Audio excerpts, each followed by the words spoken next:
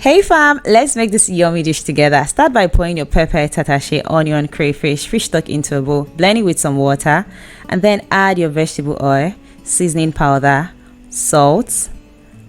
Then add your Ayoola potato flour, which is made from 100% Irish potato.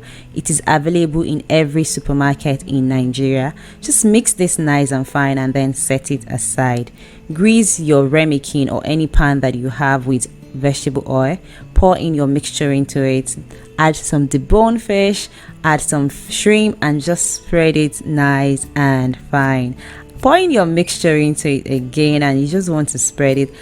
Add your sliced egg into it and put it into a pot with some water in it. Cook it on low heat for about 40 minutes and it should be pretty just like this, and the texture is magnificent. Guys, you have to try this recipe.